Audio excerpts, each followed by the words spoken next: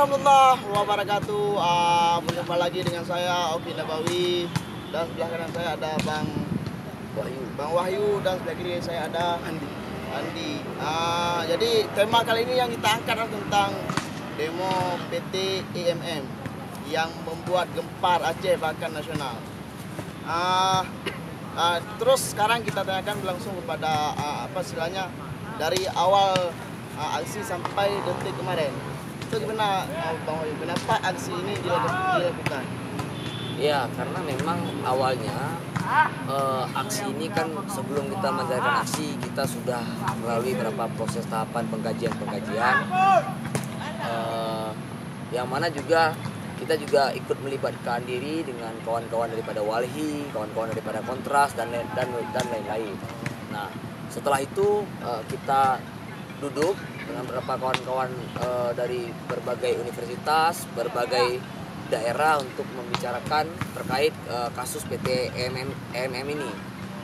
Dan akhirnya kita sepakat untuk membentuk satu aliansi yang mana mungkin kawan-kawan juga ahli tahu bahwasanya aliansi itu bernama Korps Barisan Pemuda Aceh. Nah, jadi memang Korps Barisan Pemuda Aceh ini merupakan aliansi kita untuk mengadvokasi terkait PT IMM. Jadi di situ tergabung semua organisasi, ormas, paguyuban dan lain sebagainya. Untuk aksi pertama itu kita lakukan kurang lebih pada tahun 2018. Ini udah berlangsung lama. Ya, kurang lebih aksi ini sudah berjalan hampir dengan 10 bulan lamanya. Udah kita melancarkan aksi kita dari aksi yang pertama sampai dengan aksi kita yang ke-12. Berarti yang kemarin yang ke-12? Yang ke-12 kemarin. Jadi Bang, pada 3 hari yang lalu kan berlangsung demonstran di kantor gubernur. Ya. Mungkin pada hari pertama tidak terlalu ramai. Hari pertama. Ya. Lalu bagaimana nih reaksi Abang Wahyu dan Andi ketika melihat makin hari demonstrannya makin membludak? Ya, memang awalnya semua kawan-kawan aksi juga ketika kita melakukan aksi pertama sampai dengan kemarin yang membludak massa sebesar itu, memang itu suatu hal yang tidak kita sangka-sangka, ya kan? Nah, artinya hari ini kita sudah berhasil merangsang masyarakat. Artinya hari ini juga tuntutan kita juga sudah bisa dirasakan oleh masyarakat secara luas bahwasanya ini penting untuk kita perjuangkan. Nah, itu juga sebuah keberhasilan kita bersama, ya kan? Nah, mungkin ada satu hal yang tidak disadari bahwasanya mahasiswa ini makin ditekan dia makin ramai, makin besar dia ini. Nah, itu yang kadang kurang disadari oleh elit maupun aparat-aparat yang coba menggembosi pergerakan kita.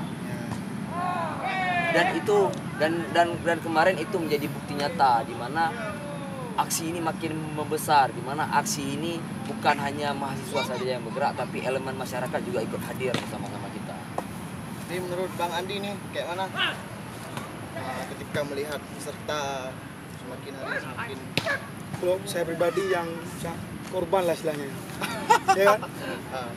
Saya terharu, bangga dengan semangat mahasiswa khususnya dari Aceh. Ya gitulah Bang. Jadi Bang, berarti perjuangan orang Abang tidak sia-sia. Namun itu baru setengah dari perjuangan, karena kan votingnya kan hasil akhirnya pada tanggal 25 April. Ya. Jadi ini sempat tersebar sih videonya ketika sedang aksi demonstrasi pada hari pertama. Itu kan ada Mahfuz cakap, kita bilang ada memakan korban. Ya. Lalu ada videonya yang tersebar bahwasanya dari ASN. Kuliah, mampus. Tangkap.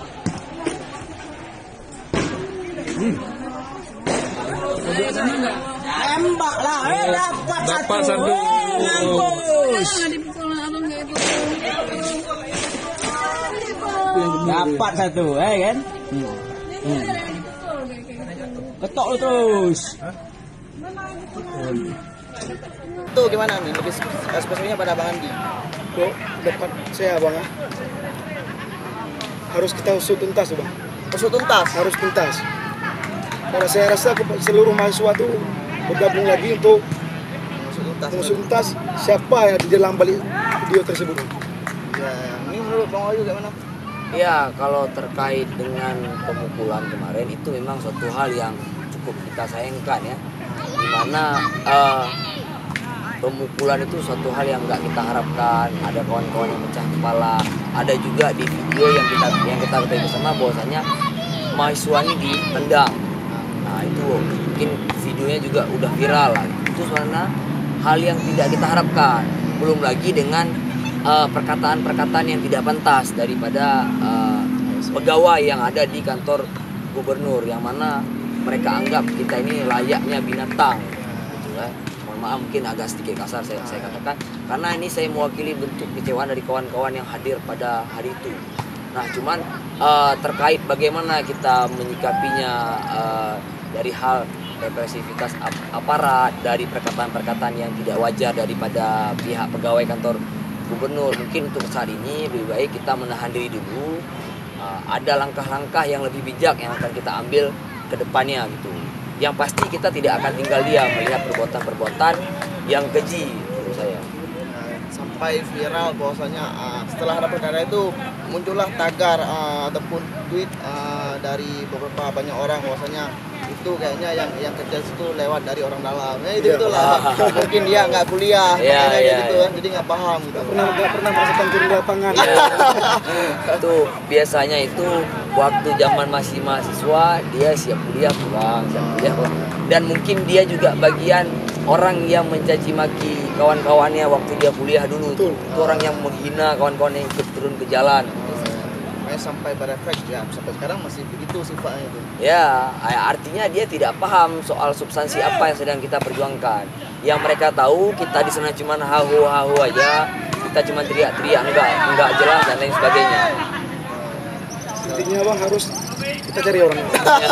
Ya bang, Jangan-jangan honorer. Cocoknya memang ada satu momen kita bawa tangga, Iya. kita naik ke atas, kita cari ya. kita cari dia. Selain video dari pegawai di kantor gubernur, lalu ada tersebar juga video seorang mahasiswa terluka kepalanya dan sampai keluar darah, dan itu videonya tersebar semua sosmed.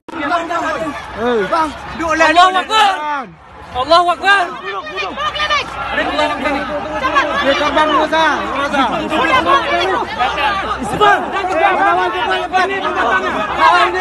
Dan kebetulan pada hari ini berada di samping saya yaitu Andi. Inilah orangnya.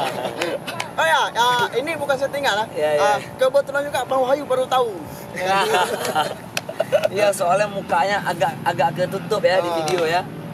Ya. Itu bisa diceritakan Andi bagaimana kronologisnya biar orang ini di luar nggak salah paham apa ada kekerasan ataupun apa gitu. Ya sebetulnya tuh bang